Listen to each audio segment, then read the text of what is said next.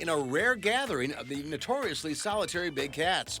One of the cougars is bigger than the other, so scientists speculate it's the mother lion, and the others are likely her cubs, but probably not all from the same litter.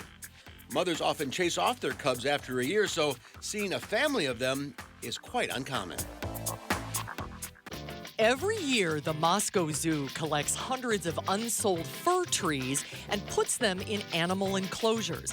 Ding Ding the panda couldn't be happier. She soon realizes it's easier to roll around in the sun and chew the festive branches.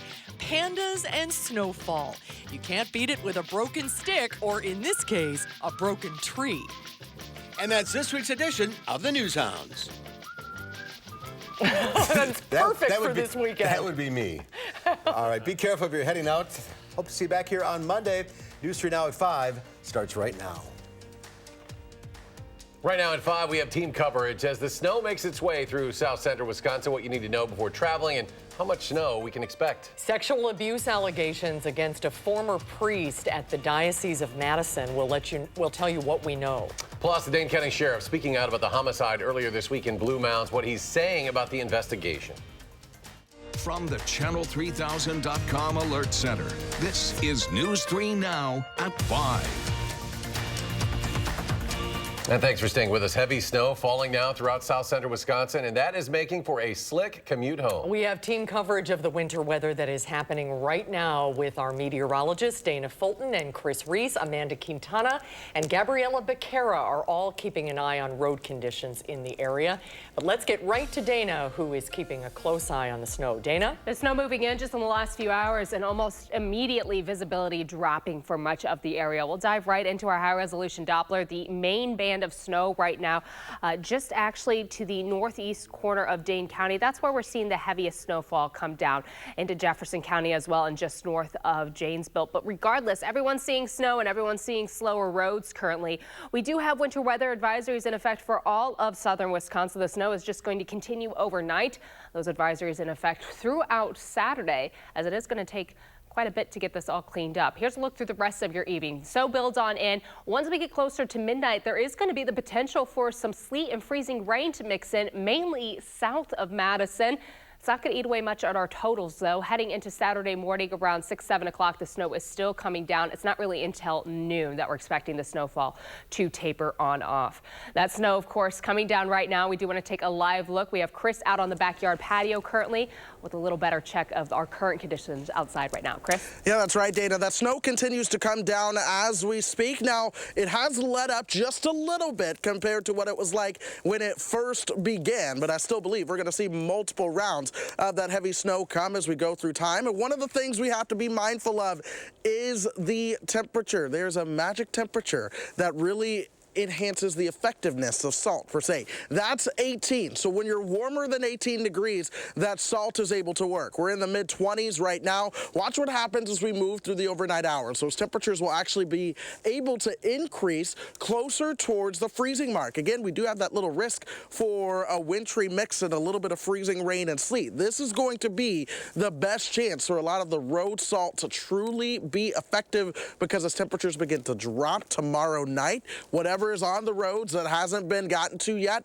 well, that's going to be stuck there. We already have that about inch layer of ice on roads, especially those neighborhood roads that's getting snowed on top of. Now we're going to continue to see that again. Watch tomorrow afternoon. We see the 20, then we drop towards 16. At this point, it's too cold for a lot of the salt and brine to be effective, and we're going all the way down towards 2 as we head into tomorrow night. So this is one of the reasons I still think, even though the snowfall amounts are going to be modest, I still say you're going to have major impacts to driving and walking, along with those moderate impacts to clearing, just because temperatures are not going to be in your favor when it comes time to clean up after a lot of the snow falls. By the way, a snow emergency will likely be issued by the time all is said and done for the city of Madison. So once again, I want to remind you to remember those parking rules that are going to be something to be very mindful of, Dana. Thank you so much, Chris. And again, you can see behind him the snow is still coming on down. I do want to transition over to traffic now because we keep talking about our road conditions, which have been deteriorating over the last several hours. As we take a live look with our traffic cameras, here's at Todd Drive, where traffic has just been slow and go for the last several hours. That snow already accumulating on the roads. Unfortunately, our first alert traffic map has been a little depressing. Downtown right now, everything in the red, the Beltline through Middleton also in the red, and the interstate stretching all the way down to Janesville. Everything is slow right now. We don't have any major accidents to report, but for a live boots on the ground or wheels on the ground report, we have our Amanda Quintana right now with a closer look at those road conditions. Amanda? Yes, Dana, wheels on the ground, and the wheels are going very slow. We are going 5, maybe 8 miles an hour on the Beltline going west. It has taken us quite a long time to get, just a few exits on the Beltline. But if you look at the 511 Wisconsin map, there are a few incidents that they're showing in our area. There are 2 disabled vehicles, one on the Beltline south of Mineral Point, and the second one is on I-3990. In both of those cases, the right shoulders are blocked. And then we're also seeing a crash on Wisconsin 19 in Sun Prairie. And, these incidents just keep popping up. 2 more on the interstate in Janesville. And the roads are really, really covered out here. So it is bumper-to-bumper traffic. Be aware that it is going to take you quite a while to get where you need to go, especially if you're on the Beltline, as people are getting off work this Friday night. Definitely more cars on the road, but still very, very slow as you go down the Beltline. We'll make sure to keep you updated and stay out here on the roads for you. We're going to go now to Gabriella Becerra, who's in Fenimore, checking on the conditions there west of us. Gabby?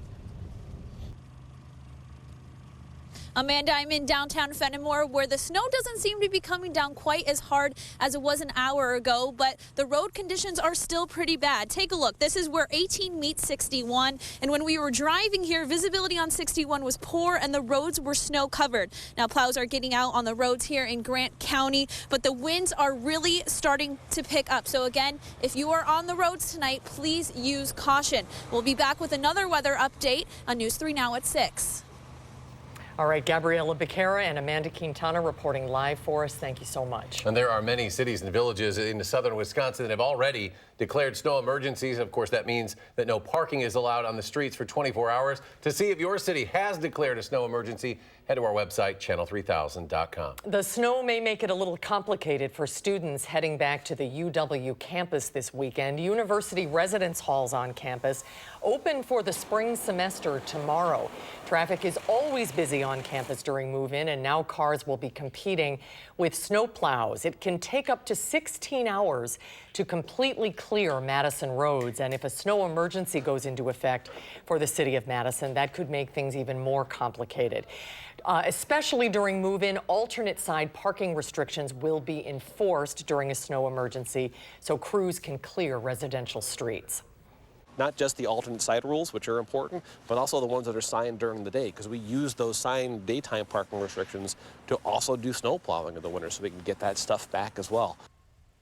If you need to get anywhere near campus this weekend, leave plenty of time. Cars will be competing for space with plows and people around the residence halls. And be sure to stay up to date with the forecast with our weather app. It features hour-by-hour forecasts, first alert radar, and traffic. You can download it for free in your phone's app store. The Catholic Diocese of Madison has added another name to its list of priests credibly accused of sexual abuse. This is after investigators went back more than 40 years to verify an accuser's story. Our Amy Reed is here now to explain how the accusations came to light. Amy? Last year, the diocese announced that it was taking a deep dive into its history to find every priest who had credible accusations against them. They posted a list of those priests online, and when they did, someone called to let them know they were missing someone, Patrick Doherty. Doherty has not ministered since '93. Prior to that, he worked in a number of smaller parishes along the Wisconsin River. This announcement today brings the total list in the history of the diocese to 9. This is a problem that has affected the whole world, and in the U.S., about a quarter of Catholics say they've scaled back how often they go to Mass as a result. The diocese said these efforts aim to rebuild trust with the public, and they emphasize the vast majority of priests are good people. That one man sins is affecting other priests' lives is extremely sad. And the public's not to blame for that. It's the evil perpetrated by a priest, anywhere. The only outstanding case the diocese has left to investigate is William Nolan. He was acquitted by a jury on these accusations last year. The church put a hold on their investigation while that was going on, but they've since resumed work. They said to expect announcements on that next month. Amy, thank you. The Dane County Sheriff is encouraging the public to call in with any information they may have that can help them find who killed a runner in Blue Mounds this week.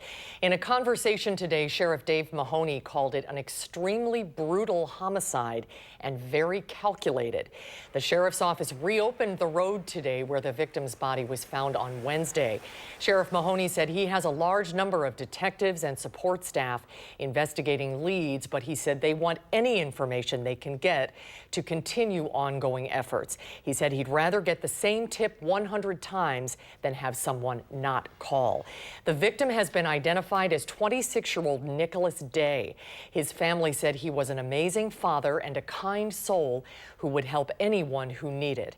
His friend set up a GoFundMe page to raise money to help the family cover funeral costs, and it has raised thousands. We have a link to it on our website, channel3000.com. An investigation underway in Grant County after a 5.5-hour standoff today. Boscobel police were sent to a home in the 1300 block of Elm Street. This is about 10 this morning. Officers say a person was barricaded in a home. The Grant County Sheriff says people inside that home are injured. They are being treated. Unclear who was injured or how many people were hurt. Boscobel schools were under a secure hold during that standoff, and we'll have an update on this story on our website, channel3000.com. Police say a suspect is dead following a police shooting in Wausau. Authorities say both Wausau officers and deputies from the Marathon County Sheriff's Office were involved in the shooting last night. They've provided little detail about the shooting, but say no officers were injured. Police have asked the Wisconsin Department of Justice Division of Criminal Investigation to lead the case, which is standard for an officer-involved shooting. The Richland Center Police Commission has selected Acting Chief Billy Jones to take over the position full-time. Jones has been with the department since 2004 and served as lieutenant before taking over as acting chief last June. His role as acting chief came after the previous chief, Lucas Clements, was put on paid administrative leave and ultimately resigned after a months-long investigation into allegations of sexual assault. Clements is due back in court on those charges on Wednesday. Ahead on News 3 Now at 5, we're live from San Francisco ahead of the NFC Championship game between the Green Bay Packers and San Francisco 49ers. And coming up tonight at 6, a cafe will open this weekend in a familiar spot in Madison, but the owners are running into a legal hurdle. We'll have that story at 6. And the markets continue to climb, closing the week with a 50-point jump for the Dow. The NASDAQ adds 32. The S&P gains 13. We'll be right back. For first, fast, accurate weather updates, watch First Alert Weather.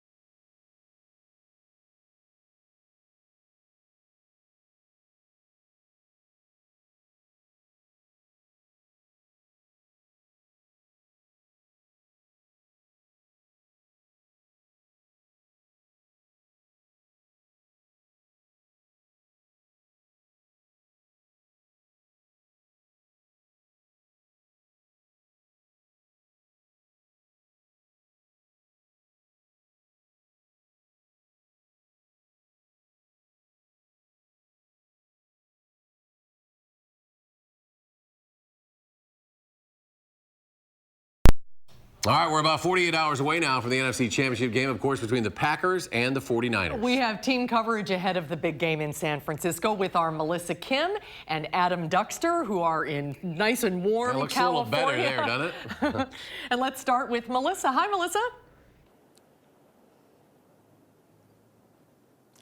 Hi there, guys. Well, the playoff version of the Packers and 49ers is going to be an interesting one to watch from a coaching perspective. That's because both Kyle Shanahan and Matt LaFleur are disciples of the Mike Shanahan coaching tree. That's Kyle's dad. And he has a little bit of playoff experience, you know. 2 Super Bowl rings, no big deal. Now, Kyle Shanahan and Matt LaFleur are no strangers to each other. They spent 8 seasons on 3 different teams working together. So if you listen to Coach Shanahan's philosophy on his players and team and think, that sounds kind of familiar, well, now you know why. Keeping it real about what this is. It's a football game versus a very good team, which is what you pretty much have to deal with every Sunday, and that's what we have to deal with this Sunday. So it's not getting caught up with. I mean, if you sit and watch TV all week or you read your phone all week, you might start to realize, oh my gosh, that's one of the only games on, everyone's talking, and maybe you could get caught up in the wrong stuff, but that stuff has nothing to do with football. It's all what happens on the field, and whether it's a preseason game, the first game, or this game, and I think that's how our guys have attacked it all year. So how big is this game going to be for the godfather of this coaching tree? Well, it's enough to lure him away from his retirement paradise in Cabo. So he will reportedly be here on Sunday to watch his son and one of his son's best friends face off. That'll do it from here outside Levi's Stadium. Now, if you're in the Bay Area, you got to try out some seafood, and that's where we find Adam Duxter. He's live from Fisherman's Wharf. Hi, Adam. Yeah, Melissa, I've been seeing a lot of food today, but not really getting an opportunity to eat any of it quite yet. That was a joke, but we've also been not seeing a lot of Packers fans here in San Francisco so far. Something tells me that there might be a delayed flight or two coming out of Wisconsin. It seems like it's a little bit stormy there, but not here. But we have seen a ton of 49ers fans today, and like you mentioned, they said if you're here, you have to try the local special, which of course is the lobster and the crab. We saw some cooked up before us earlier today, and definitely not something you're gonna find back in Wisconsin. This is the stuff you get out here on the West Coast at the Bay. And they did say they are excited for the game this weekend, but want any and all Packers fans to know they'll serve you too. It's the best crab we have. This is local crab from California now. It's open season now. And you get big crabs, and this is from New England too. But most of the people come for the crab. Yeah. That's nice, tender, and sweet. And they did say, again, they won't discriminate. Even if you're wearing the green and gold, they'll serve you up to. And not going to lie, I was kind of intimidated by that lobster, but we are getting a little hungry here, so I think we might have to indulge ourselves. But definitely waiting on the Packers fans, but we're more than fine here in beautiful Fisherman's Wharf in San Francisco.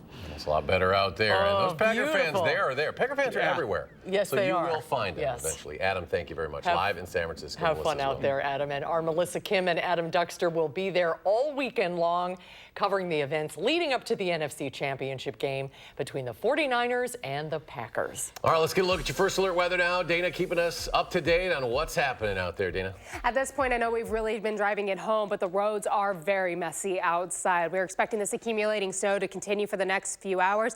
Areas south of Madison might pick up a little freezing rain and drizzle overnight. The good news, that comes in just a little after midnight. So at that point, not a lot of folks out on the road, but these 30-mile-per-hour gusts are still going to be a threat overnight and into early Saturday morning. So blowing snow will be a concern even after the snow tapers off. We've been starting to back off just a little bit, the main heavy band passing on through, so visibility improving a smidge around Madison, but it is still reduced significantly. Here's a look at our high-resolution Doppler.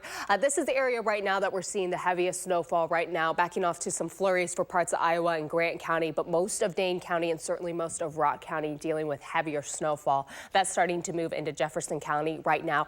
And even behind this, more snow is going to continue. In the last about 2 hours in Madison, we've picked up just over an inch of accumulation, so our totals are already starting to climb. A winter weather advisory in effect for all of southern Wisconsin. Wisconsin tonight as the snow comes through. The concern is still the road conditions. It's our Friday evening commute. A lot of folks with Friday evening or Saturday morning plans, and the roads conditions have really been reduced over the last few hours.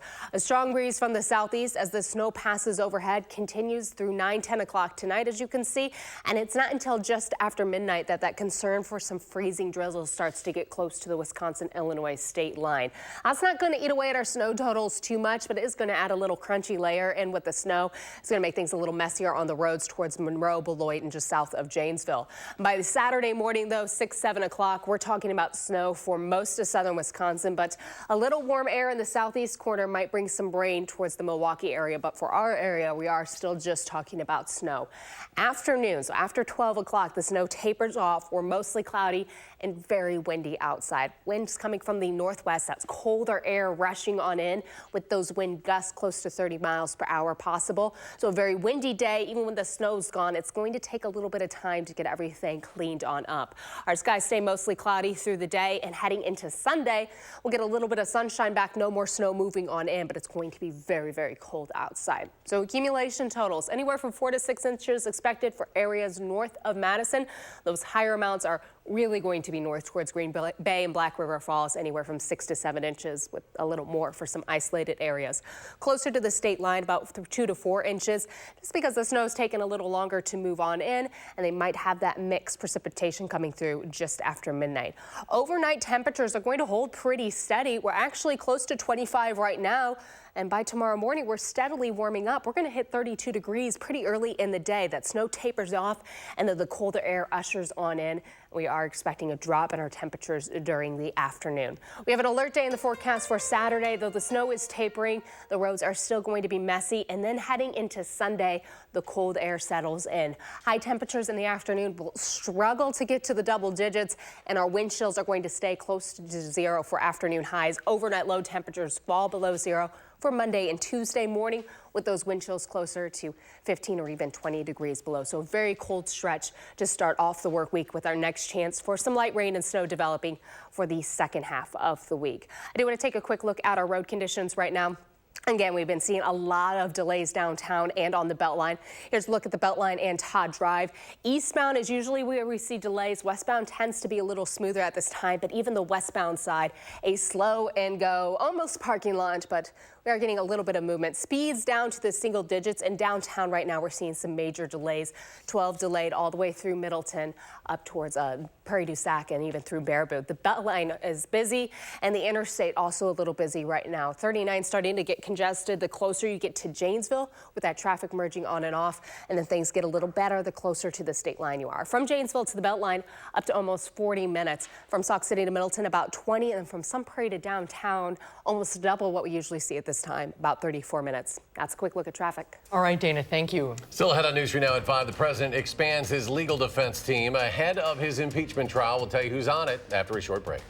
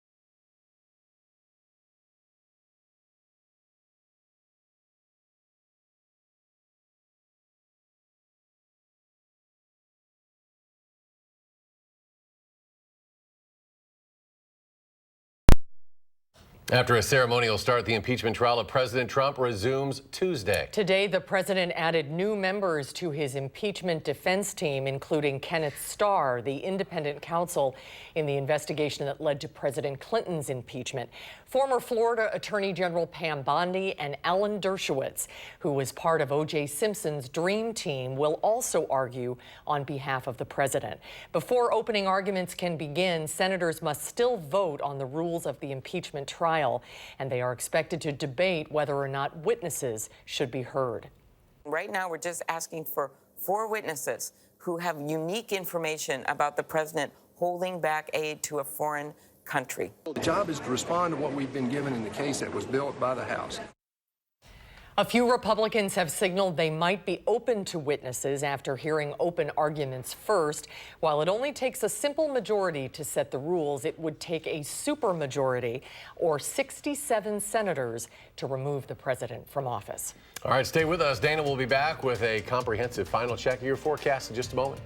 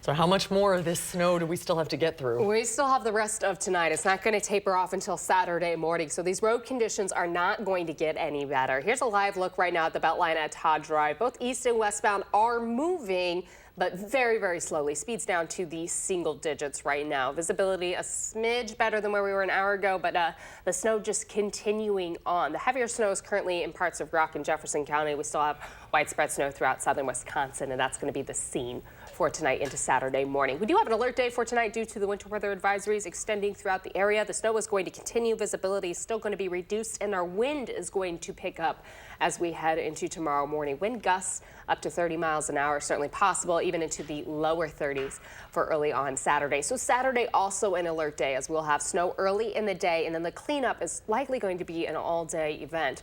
For Sunday, much colder air is going to move on in. Temperatures in the afternoon will struggle to get into the teens, and we are expecting overnight lows to fall below 0 to start off Monday and Tuesday, with wind chills even colder than that. Well, stay with us. We'll have more updates in 30 minutes on News 3 Now at 6. Stay tuned now for the CBS Evening News.